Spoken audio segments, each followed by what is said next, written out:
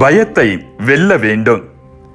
அன்பார்ந்தவர்களே, ஒரு சிறந்த வில் வித்தை அறிந்த குருவிடம் பயிற்சி பெற்ற ஒருவன் தான் சிறப்பாக கற்றுக்கொண்டதாக கர்வம் கொண்டான். குரு அவனை அழைத்துக் கொண்டு ஒரு நாள் மலை பகுதிக்கு சென்றார்.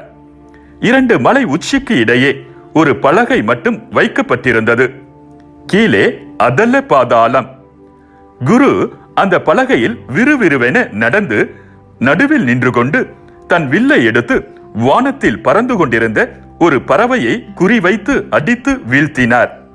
பின் சீடனை அவ்வாறே செய்ய சொன்னார். முதலில் ஆர்வமுடன் சென்ற அவன் நடுப்பகுதிக்கு சென்றவுடன் பயப்பட்டான். அவனுடைய கால்கள் நடுங்க ஆரம்பித்தன. அவன் வில்லை எடுத்து ஒரு பறவையை குறிவைத்தான்.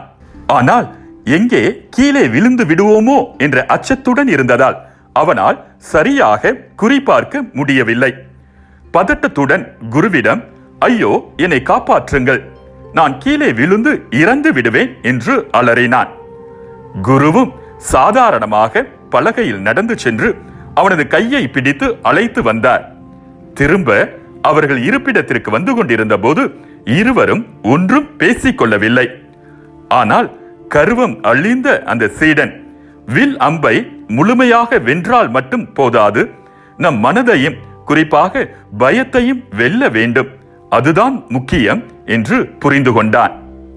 அன்பார்ந்தவர்களே, பிறர் என்ன சொல்வார்களோ என்று அஞ்சி கொண்டு நடப்பவர் கண்ணியில் சிக்கிக் கொள்வார்.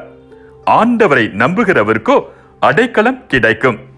நீதிமொழிகள் ஆகமம் 29வது அதிகாரம் 25வது இறைவசனம். அஞ்சி நடுங்கிக் கொண்டிருந்தால் ஒரு சிறு குட்டையையும் நாம் கடக்க முடியாது. ஆபத்து வரும் என்று பயந்து கொண்டிருப்பதை விட அதை எதிர்நோக்கி சந்திப்பதே சால சிறந்தது. நம்பிக்கை கடவுளையும் அசைக்கும், பயம் நம் எதிரிகளையும் செயல்பட வைக்கும்.